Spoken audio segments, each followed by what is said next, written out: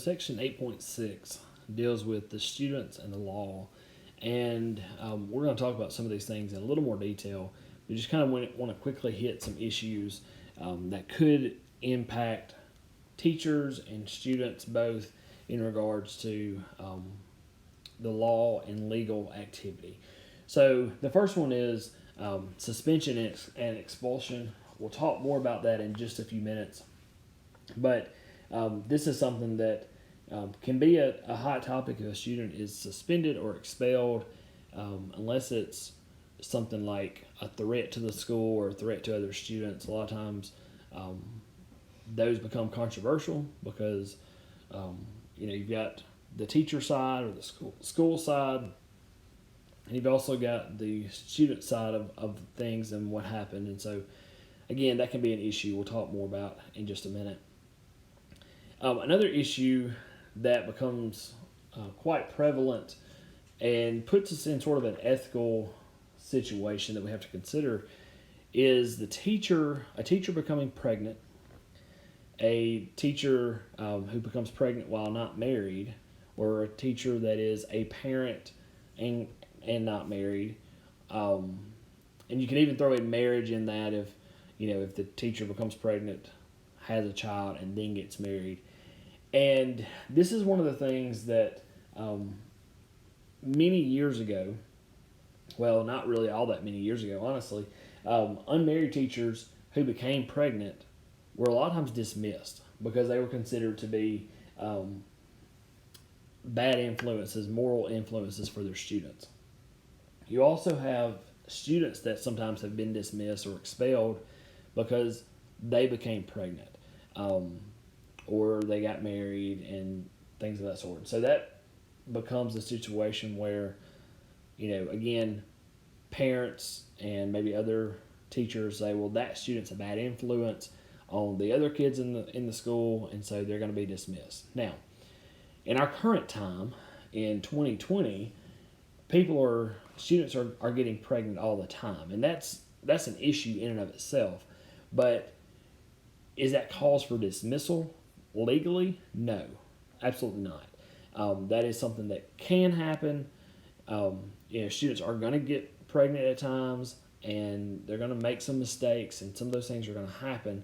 That is not going to be cause for dismissal. Again, not long ago, not all that many years ago, you would have had teachers that were fired or even students that were kicked out of school if they became pregnant because, again, the thought was, well, they're morally corrupt and they're not being a good example, and so that becomes quite the issue. The next major issue is corporal punishment. This is something that the Supreme Court typically do not want to rule on. They do not want to have an overarching view of corporal punishment. They want to leave that up to each state individually. In Mississippi, corporal punishment is allowed. Now, is it always used? No. Some schools say we're not going to use corporal punishment. Some schools say we absolutely are going to use corporal punishment. Some schools say we're going to use it, but only our administrators can use it, our principals and our assistant principals.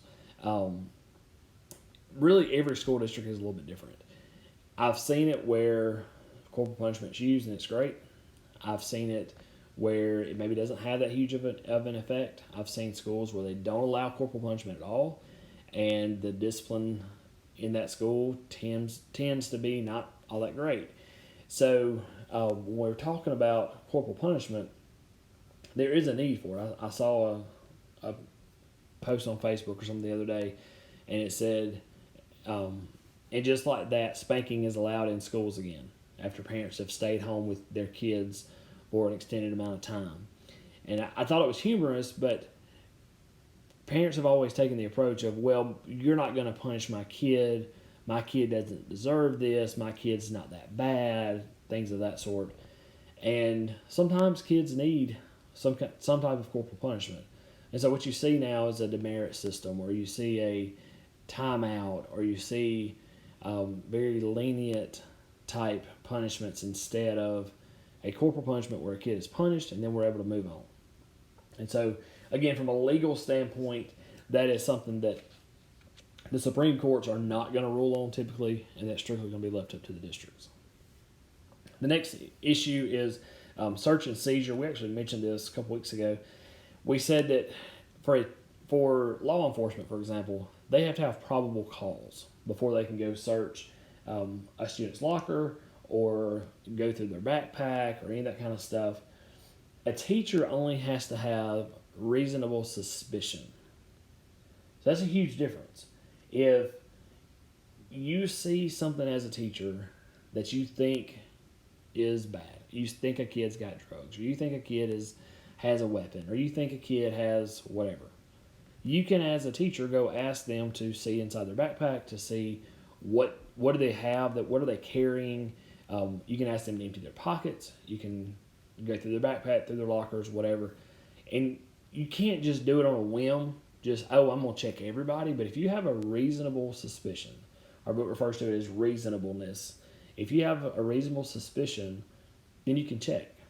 You know, when schools bring in drug dogs, for example, they'll go and they'll sniff or whatever. And if a dog sniffs a locker, well, now the cop has probable cause to go open that locker and see what's in it, because there's a cause, right? There's probable cause.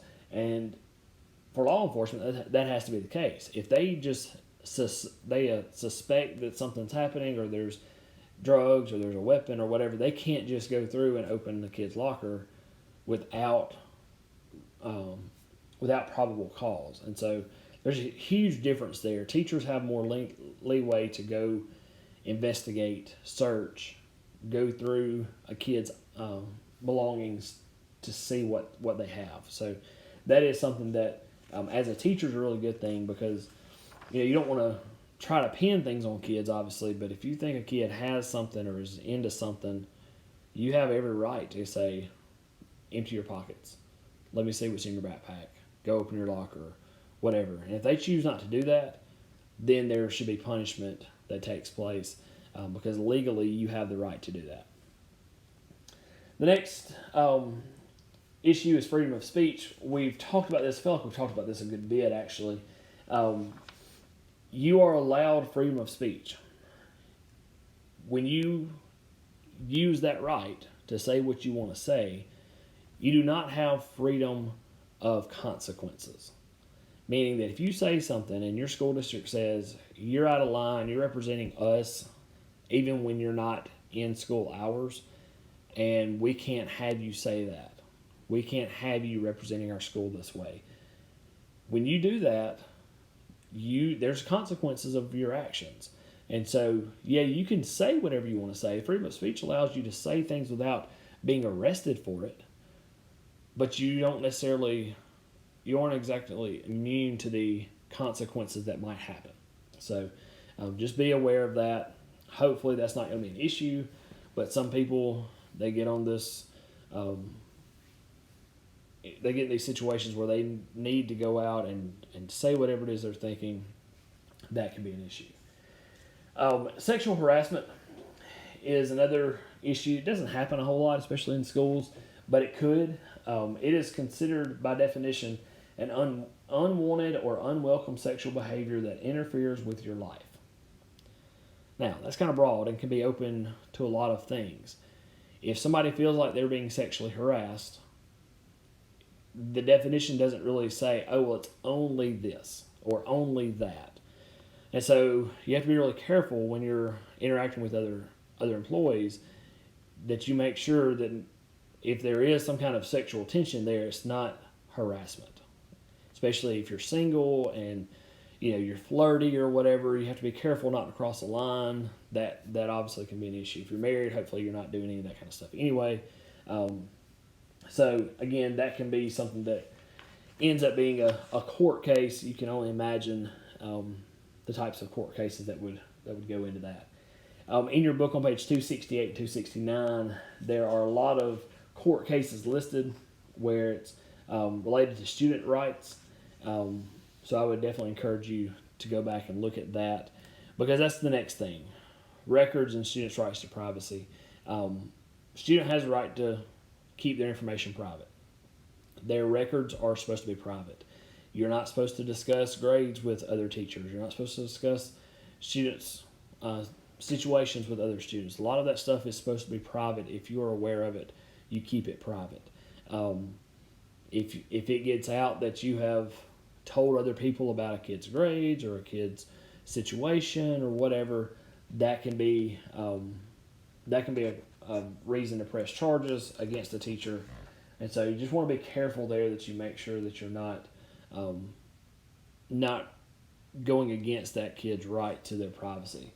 You also have situations where a parent maybe doesn't have custody of a kid and they contact the school and say, hey, I want to know about so-and-so's grades. Even that parent, you have to make sure that parent has a right to know about that kid. Now, at a college level, if your parent calls me about your grade, I say, I can't talk to you about the grade, period. At the high school level, though, or the elementary school level, a parent calls about a kid, I'm typically going to tell them about their kid, whatever the grades are, whatever. But there are some situations where parents are not allowed to be in that kind of contact. If parents are divorced or, don't have any kind of relationship with one another, that too can be an issue. So you've got to be really careful to make sure that you don't overstep that student's right to privacy.